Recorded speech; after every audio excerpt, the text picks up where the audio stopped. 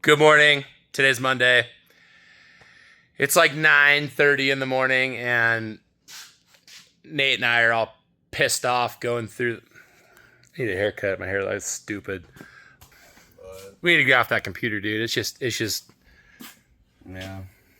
it's depressing. It's not. Yes, it's depressing.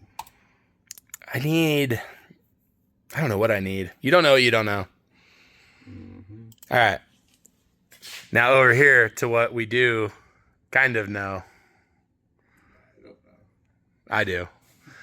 All right. So the never-ending Severin nightmare that is, I guess, really my life. It's my fault, but I'm blaming Severin. Anyway, I have a Cummins. It is a Cummins swapped Ford. Not that one. That's the gray truck. Hate that truck too. It's this bad boy. So this truck needs paint. Has a 12-valve Cummins in it, and it's freaking locked. Dang it! Okay, so that truck came to me, honestly, probably 6, maybe 7 years ago. Thing had blown head gaskets, had 250,000 miles on it, and it needed injectors, needed head gaskets, needed turbo, and the guy signed up to do it all, and we tore into the truck and found that it ingested something and had a piston that just had a whole bunch of party marks on top of it and had a little bit of a crack, but it wasn't building any crankcase pressure. So I called him and was like, hey man, what's your plans with this truck? Like, what's your goals? What do you want? He's like, well, we're going to put injectors and head gaskets and a turbo on it, and I'm going to drive that truck for another 250,000 miles. I was like, no, you're not. That's not going to happen. So I ended up buying it from him. Actually, I didn't buy him for a bunch of other work. But this truck had a 6.0 Power Stroke in it. I had a 12-valve. I had an adapter already to go to a 5R110. So I was like, perfect. I'll buy this truck. I'll put those parts into this truck. And I started that project like 5 years ago, 6 years ago. And I think this is the original motor that I put in it, but I ended up taking this motor out and putting a different motor in it. The second motor that I put in it, it ended up having a cooling system problem. The cooling system wasn't circulating coolant correctly, and it just kept blowing head gaskets. It was actually Nate that figured out that problem, that it needed to have an expansion tank. So this engine here, that was the second engine that I put in it, and I had it all working good, not blowing head gaskets, and Severin borrowed it to, this is hilarious. Brian, did you put this on the door? This is hilarious.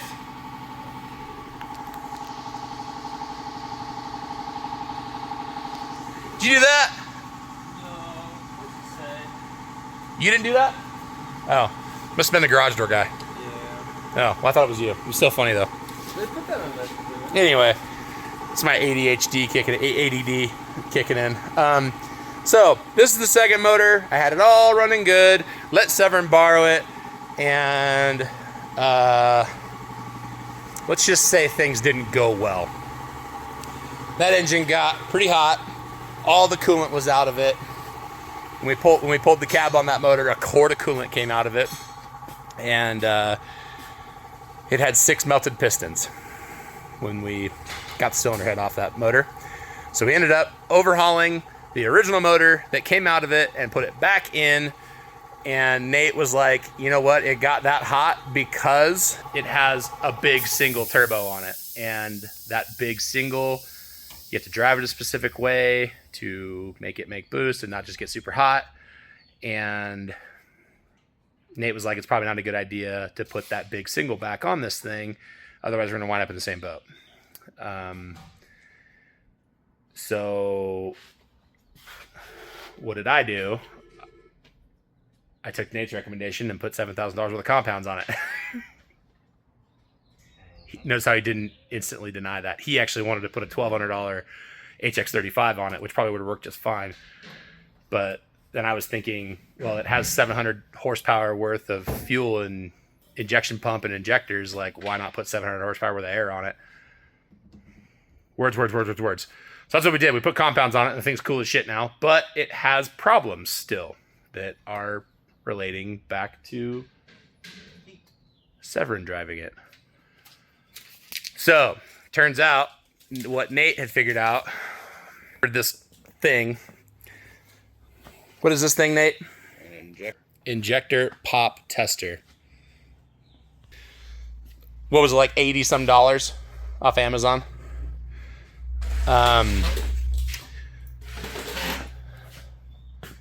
You got the stuff over there? I have a couple injectors torn apart. You have a couple injectors tore apart over here? All right, so 12 valve Cummins. That's the extent of the injector.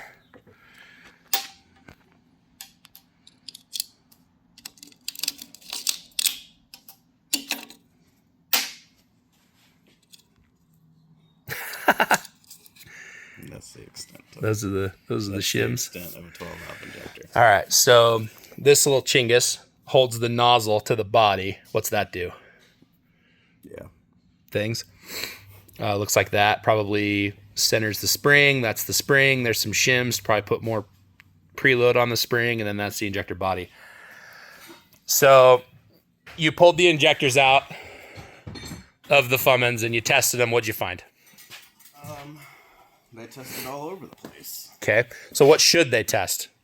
They were set to 270 bar from... 270 bar. What's a bar? I think 270 bar is like 3,800 PSI. Let's see here. So, On there.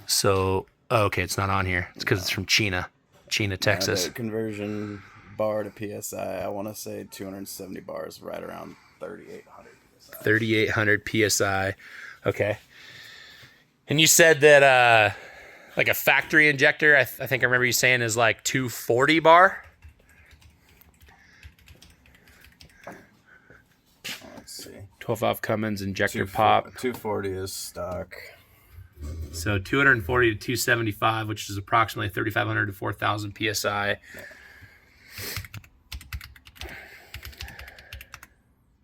270 bar to PSI. So we're just shy of 4,000. Okay. Do you have a shitty injector here we can throw in this thing? I literally know nothing about this one. I just grabbed it out of the box. It's a stock injector. So that is one of the, I can tell by the blue silicone. That's one of the stock injectors that came out of that core that I bought. The last one of these that I tested, yeah, that I just grabbed and tested, it didn't pop off. At all? It made like 6,000 PSI. Oh, cool. Open. Nice. So this is a little crusty. Might be in for next. Nice. This tester, it said do not use diesel fuel. I don't have any other testing fluid. So this is just diesel. Like straight up Nate urine? No, it's diesel. It's Nate urine. Alright, it's out there. What did that just do? So if you run this in, so that way when you have built up pressure, when you do this, it bleeds the pressure off. So okay. you don't have 4,000 PSI right here behind you while you're...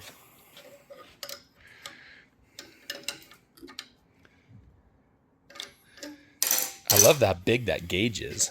All right. Woo!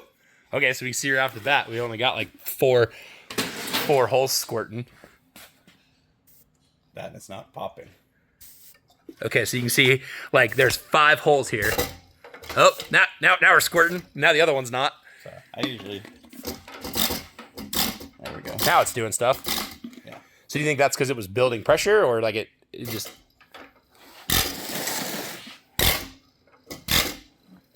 I want to get a lighter.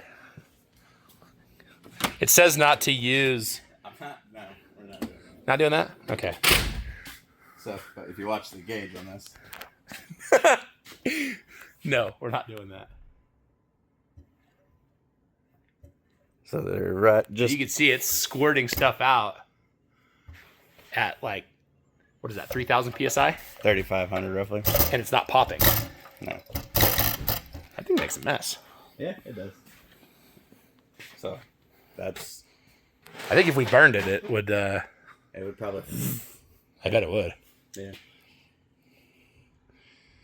I wish I had one of the better ones out of the. It's in the Cummins right now. Because they actually pop really, really good. Yeah, you sent me a video. It was like a machine gun, like ba ba ba ba ba. So That's a bad thing. So we got 3,500 out of that, right? 3,500 before it started to like squirt, Yeah. not pop. We'll see if we can manipulate it into popping. Manipulate it into popping. Okay.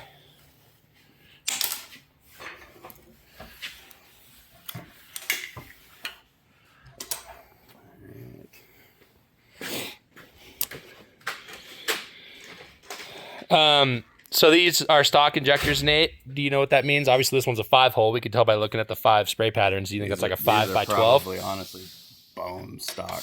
Which stock. do you know what stock is? I don't know what they are now. The ones that are in the Cummins are a 5 by 12. They're 5 by 13 with a 2 pilot. Which What's a pilot? it's I know it's a pilot injection. Which it's companies playing with putting newer nozzles on older injectors. newer So nozzles. it's got like nozzle technology of like, say, a common rail injector into a. So does that mean it has like it's popping No, more? it's Because I thought pilot injection is as the piston's it's- coming up, it's getting like so a it's pre. got, instead of it having 5 holes, it's actually got 7. Got it. It's got 5 normal holes, but it's got 2 pilot holes. That piece isn't important. No, not for what we're doing here. So Okay, so we got the nozzle, and it's got that little chingus on it. I wonder what that does. there's the spring. So we got spring, little spring centering device. What we're gonna do is we're gonna add a couple shims to it and see where it pops after, and see if it'll actually create a pop this time. There's good silicone down in between this injector. That's fine. It's fine. Yeah. Do you remember when we took that one apart? How it like, wait a second, they silicone the threads right there? Yeah. What a bunch of idiots.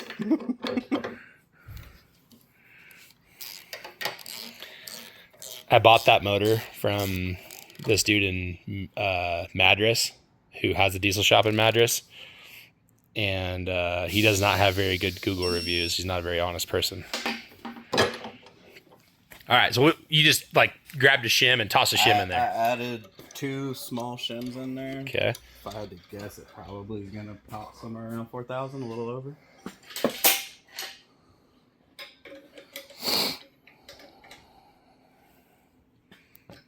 I'm not good at this whole YouTube thing. I'm videoing the back of your shirt. It's okay. Okay. Oh, buddy. Ooh, 5,000. So, It's still not popping. no. So the other injector that I had that wasn't popping like that. Is it a nozzle issue? Or? No, I swapped the spring out in it, Okay. and then it started popping again. But still, adding more shim pressure to it is making it want to open up higher. Right. That's way too high. Yes. Like that would, the injection pump probably wouldn't like that. A stock injection pump, no. The one that's on that Cummins, yeah. Gotcha.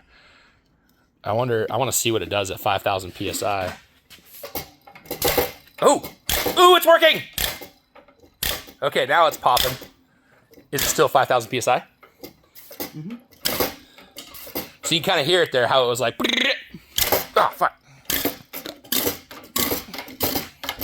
Holy cow, that needle's going to like 7,000. Mm-hmm.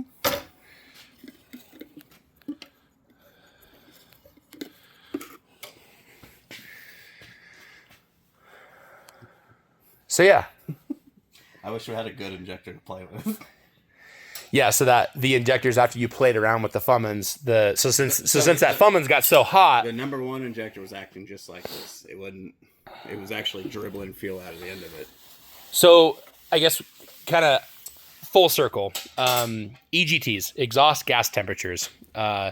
When you give a diesel engine a lot of fuel, it gets hot as far as the exhaust gas temperatures go. The air is what cools those EGTs down. So in a perfect world, you give an engine a bunch of fuel, and then it lights off a big fat turbo and gives it a whole bunch of air, and all the smoke goes away, and then you're making like 5,000 horsepower. But it's constantly a battle of, I need more fuel, I need more air. And then if you're upwards of that 5,000 horsepower mark, probably connecting rods and maybe a block. But that was our problem, was we had too much fuel, too big of a turbo that was really laggy, and you had to drive it appropriately. Like when the transmission would go into fifth gear lock and you would slow down, like take your foot off the gas and kind of slow down to like 55, 60 miles an hour and get back into the throttle, the torque converter would still be locked, and then the transmission would just be lugging down the engine really hard. It would not downshift. And it wouldn't downshift. So when it did that, you would have to put your foot to the floor, not to the floor, but like just with authority, put your foot down to get the transmission to come out of lockup, maybe even downshift to fourth gear. But then you would also be giving the engine a bunch of fuel to light that turbo off. So I can't believe we just have just piles of bad injectors. Like, they're not bad. There's, they all have their own problems.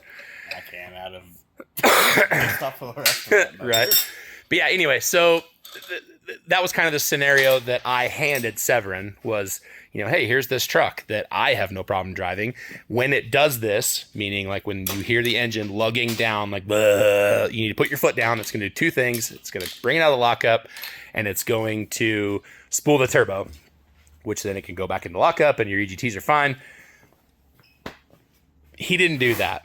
And he was pulling a light trailer, like 4,000 pounds, which is not a heavy trailer for what we've got here. But when you pull 4,000 pounds and drive the thing around and lock up, thinking you're baby in it, when really the EGTs are like 1,900, it blows a head gasket and then eats all the coolant, and then eventually gets so hot the thing won't even run anymore.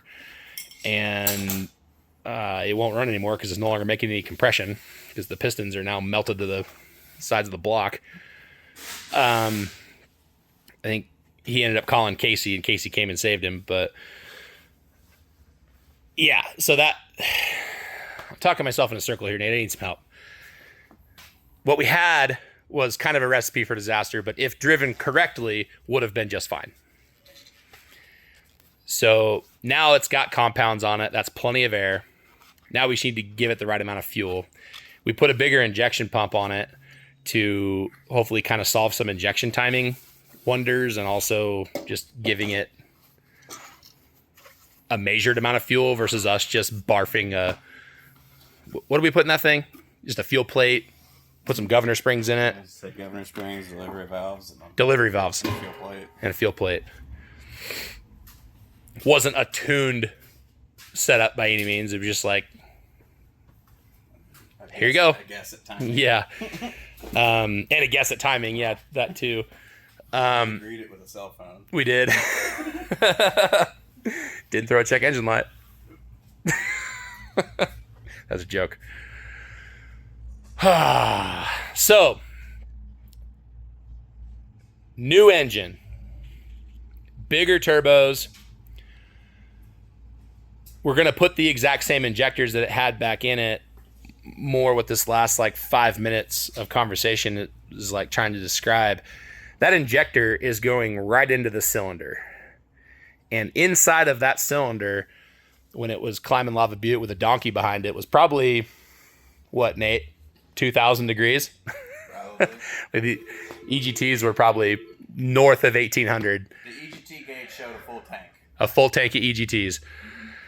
So that's really hot. Obviously, it blew a head gasket, consumed all the coolant, melted the pistons. It also, from what we can tell, deformed. Where'd that injector go? Did you put it away? Yeah. Oh, it's fine. The nozzle that I showed earlier, we're pretty sure that